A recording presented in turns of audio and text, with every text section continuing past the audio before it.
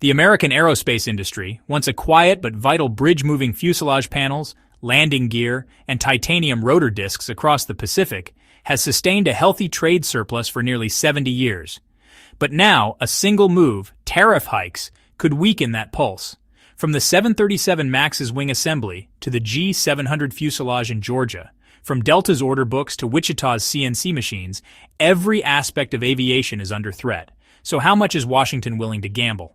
A $74 billion export surplus and hundreds of thousands of high-skilled jobs now stand in the balance, all in the name of protectionism. In this video, we'll unpack the impact of new tariffs on the U.S. aerospace sector and what it could mean for the broader economy. But first, don't forget to subscribe, turn on notifications, and like this video to stay up to date with our latest content. Think of the American aerospace network as a delicate yet incredibly efficient engine, an engine built from over 100,000 manufacturers and suppliers working in sync. This ecosystem adds more than $500 billion to the economy each year. Now, for the first time in decades, it's facing a direct threat tariffs on aircraft components. Even before the Department of Commerce finalized its review of potential 10 to 20% tariffs on aircraft fuselages, engines, and avionics, major industry groups, the Aerospace Industries Association, the U.S. Airline Council, and top aviation companies, had already sent warnings to Washington.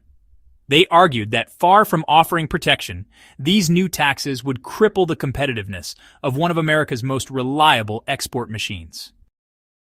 According to 2023 figures, more than 100,000 businesses support this supply chain, indirectly employing 2.2 million people and generating around $545 billion in sales. The most vital statistic? Civil aviation alone brings in $113.9 billion in exports, delivering a trade surplus of $74.5 billion, a surplus now in jeopardy. At the center of this network sit Boeing and Airbus's Alabama-based production line. Together, they ship out roughly 200 narrow-body and 50 wide-body aircraft annually. Key components, like the LEAP-1B engines for Boeing's 737 MAX, carbon fiber fan blades from Safran, avionics systems from Collins Aerospace, and landing gear from German and Japanese suppliers, are all slated for tariff exposure. If a 10% tariff goes into effect, $32 billion worth of imported parts will flow into U.S. assembly lines in the first year alone, racking up $3.2 billion in extra tax costs. At 20%, that cost jumps to $6.4 billion. These aren't just costs to Boeing or Airbus. They erode margins on fixed-price contracts and disrupt deals that are already signed or near signing. General Electric Aerospace and Raytheon's Pratt & Whitney stand in the crosshairs as engine producers. GE's LEAP series, for example, blends Chinese-made forged nickel alloy discs with Safran's composite fan blades. About 18% of the engine's cost stems from imported parts. Tariffs would tack on an additional $420 million in costs, shrinking GE's paper margin by 1.5 percentage points. Pratt & Whitney's PW100G engine uses fewer imported components, but its smaller profit cushion, already stretched by hefty warranty reserves, means a 20% tariff could erase profitability entirely. When repair, tax, and warranty costs pile up, margins vanish. And it's not just domestic facilities at risk. Canadian and Mexican factories feeding into U.S. plants like Bombardier's cabin systems or Gulfstream's G700 fuselages would be hit too if NAFTA exclusions don't apply. This would force a full reevaluation of long-term investment plans like Gulfstream's Savannah expansion. Now consider the ripple effect on airlines. Delta, United, and American each hold firm 5-year orders of more than 100 aircraft. Take 1A321neo. Its imported wing, composite stabilizer, and landing gear cost about $19 million. A 10% tariff adds $1.9 million to that cost, directly impacting specific components like avionics and landing systems, not just the overall sticker price. Delta's A220 deal with Airbus required final assembly in Alabama precisely to dodge these extra charges, but most sub-assemblies are still made in Canada. If those get taxed too, costs will rise regardless of the final assembly location. Each 1% increase in aircraft cost throws off 5-year depreciation and lease calculations. Delta's CFO noted that even a 3-cent hike in seat cost could wipe out profitability. A 0.6-cent hike per seat per plane adds $80 to $100 million to Delta's annual costs. The airline must choose raise ticket prices, cut fleet expansion, or slash shareholder dividends, all of which ripple back to manufacturers and investors. The deeper the supply chain, the more fragile it becomes. Spirit Aerosystems, for instance, uses parts from Mexico and Malaysia for its Wichita-based 737 fuselage center.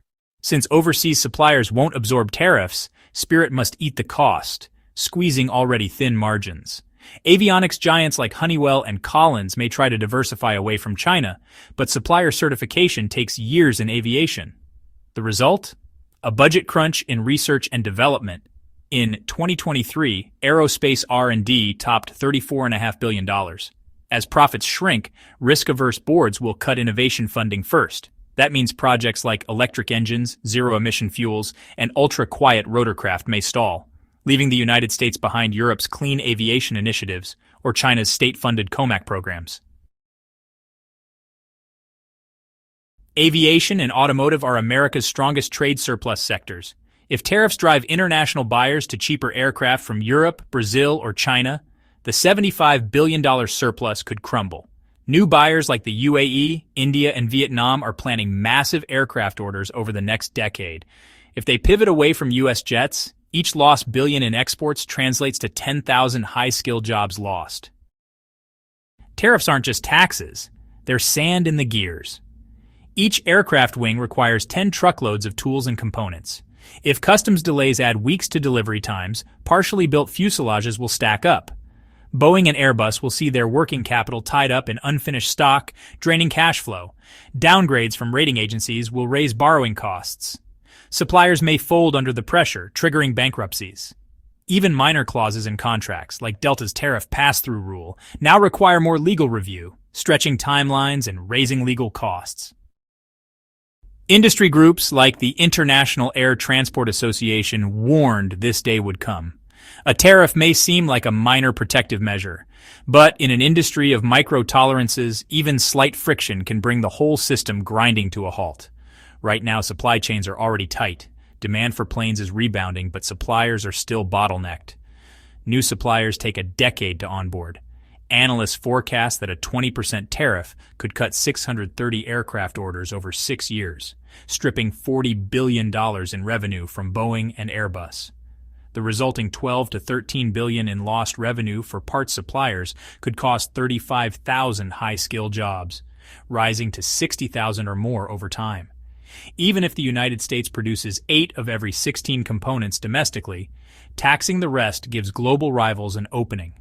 Russian-Chinese joint ventures like the CR-929 may gain share. U.S. airlines will reduce orders.